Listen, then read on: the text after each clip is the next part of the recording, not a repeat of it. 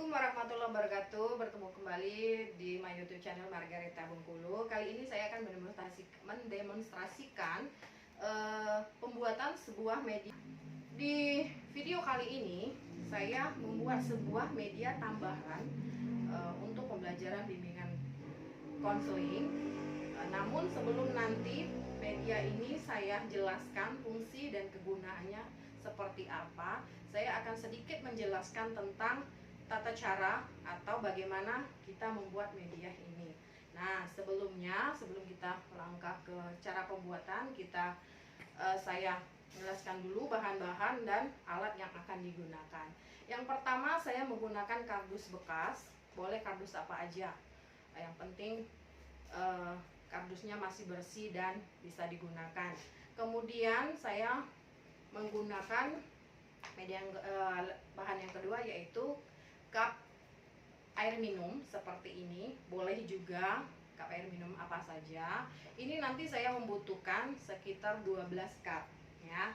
Kemudian ada karton warna, kemudian ada kertas origami, kertas warna-warni ya. Kemudian ada gunting, kemudian ada lem tembak, kemudian ada untuk necis ini atau staples namanya, atau jika dibutuhkan nanti ini namanya isolasi isolasi bolak-balik kalau saya nyebutnya seperti itu. Nah, selanjutnya setelah bahan saya sebutkan, kita memulai langkah pertama. Langkah pertama itu kardusnya kita gunting jadi seperti ini. Jadi persegi seperti ini. Ini dirapikan lagi ya. Ini seperti ini aja. Nah, kemudian setelah digunting, kardus ini nanti ditempel dengan karton warna seperti ini. Ya, disesuaikan, ditempel seperti ini. Nah, kemudian untuk gelas cupnya yang 6 buah itu nanti kita tempel dengan kertas origami warna-warni. Setiap cup harus berbeda warna. Nah, yang 6 lagi saya gabung dua-dua untuk dijadikan satu. Nah, di sini saya sedikit menjelaskan untuk penggabungan 2 cup yang saya gunakan nanti, berarti 2 cup itu menjadi 3 cup yang didapatkan. Ini cara mengguntingnya juga sangat mudah. Kita gabungkan seperti ini, kita gunting. Tujuannya kenapa disatukan seperti ini? Supaya nanti ukurannya sama. Kita gunting ya sampai ke bagian bawah. Nah, kita kira-kira saja ya, tidak perlu terlalu ukuran yang harus diukur sedemikian rupa. Kita gunting lagi sebelahnya sampai ke bagian bawah. Nah, kemudian kita buang bagian yang tidak digunakan ini. Nah, kemudian setelah itu nanti baru kita gabungkan seperti ini. Penggabungannya seperti ini bisa kita menggunakan benda ini. Kalau saya nyebutnya ini necis ya. Kita rekatkan. Atau bisa juga menggunakan lem tembak, atau bisa digabung keduanya untuk biar nanti supaya lebih rapi dan kokoh seperti itu ya. Oke, nah seperti ini nanti jadinya. Nah, ini nanti setelah digabung seperti ini juga direkat dengan kertas origami atau kertas warna-warni ini ya. Kalau satu pak ini tuh warna-warninya sudah dapat banyak ya. Oke, setelah itu selesai ini, baru nanti 1 cup yang sudah kita warna-warni, kemudian cup yang digabung ini sudah kita rekatkan dengan kertas warna-warni atau kertas origami ini, nanti kita tempelkan di kardus yang sudah kita potong, yang sudah kita tempel dengan kardus warna-warni ini nanti menggunakan lem ya, lem tembak. Itu sangat kokoh loh kalau menurut saya. Lem tembak itu sangat kokoh kalau direkatkan untuk pembuatan media karton ataupun kardus seperti ini ataupun plastik seperti ini. Nah, hasilnya dari yang saya buat itu seperti ini. Nah, ini media karya saya sendiri ya. media ini sebelum saya jelaskan fungsinya, media ini ada tujuanan dan apa sampai kenapa saya membuat media ini ya. Nah, kemudian oke, tadi sudah saya katakan setiap satu cup yang utuh itu kita kasih warna-warna yang berbeda. Seperti ini ada hijau, pink, merah, orange, coklat dan biru. Nah, ini yang digabung tadi. Cup yang dua kita gabung tadi, kita lapisin juga dengan kertas warna-warni seperti ini. Nah, sudah seperti ini karton yang kita tempel tadi sudah direkatkan pakai lem tembak seperti ini. Nah, media ini saya namai dengan THP, Tabungan Harapan dan Pencapaian. Nah, sebelum saya jelaskan fungsinya dan tujuan pembuatan dari media ini, saya membuat media ini berdasarkan hasil dari kejadian atau peristiwa yang saya alami sendiri di tempat saya mengabdi di SMP 43 Seluma. Ada siswa yang di tengah perjalanan sekolah itunya di kelas 8 dia berhenti. Nah, ketika tentunya saya sebagai konselor dan kemudian Bapak Ibu guru di SMP 43 Seluma tidak hanya tinggal diam, kenapa sebabnya anak ini sampai berhenti sekolah. Tentu kami pengen tahu apa sebabnya. Ternyata setelah ditanya, setelah diadakan kunjungan rumah, ternyata saya berhenti sekolah itu Bu nggak tahu mau ngapain, kayak nggak punya harapan dan tujuan seperti itu. Nah, singkat cerita dari itu saya terpikir untuk membuat ini, dan ini akan saya gunakan ya pada setiap tahun ajaran baru mulai kelas 7 ya. Nah, ini fungsinya dari sini ini dibuat per kelompok. Karena kenapa per kelompok? Kalau untuk satu kelas, dalam ukuran satu kelas itu minimal 20 siswa ya kan. Kalau kita bikin 20 siswa panjang banget kan. Jadi saya ambil per kelompok. Per kelompok itu saya ambil sampel 24 siswa. Saya bagi 4, kemudian dapat satu kelompoknya 6 siswa. Nah, jadi makanya di sini ada 6 cup yang saya bikin cup awal ini. Nah, fungsinya ini setiap siswa memegang satu warna, ya kan? Misalnya siswa A, misalnya siswa dini itu warna hijau, siswa yoga warna pink dan seterusnya. Dan pada saat kita melakukan layanan, mereka akan membuat di sebuah kertas ya kan, harapan dan keinginan pencapaian mereka selama menjadi siswa di SMP 43 Seluma ini mulai dari mereka masuk. Makanya saya ini digunakan pada awal tahun ajaran baru dari siswa baru. Nah, harapan itu nanti atau keinginan pencapaian yang mereka tulis itu nanti kita tulis di kertas warna-warni ini juga. Satu kertas itu nanti bisa kita potong menjadi beberapa bagian ya. Contohnya seperti ini, nanti kita potong menjadi beberapa bagian. Nah, kemudian seperti ini. Nah, kemudian ini disesuaikan ya besaran potongannya. Di kertas inilah nanti setiap siswa akan menuliskan apa harapan atau keinginan atau pencapaian yang ingin mereka raih selama bersekolah di SMP 43 Seluma. Nah, kemudian dari tulisan ini, nah, saya ambil itu 5 untuk harapan personal dan 5 untuk di bidang karir. Misal contoh, saya ambil yang untuk personal. Setelah dia menjadi siswa SMP, apa sih harapan dia? Contoh misalnya saya akan menjadi anak yang makin taat untuk sholat, atau saya akan menjadi anak yang makin rajin untuk bersekolah. Kan mereka sudah ada pengalaman waktu di sekolah dasar. Nah, untuk yang di karirnya, tulis juga minimal 5 lagi pencapaian yang diinginkan.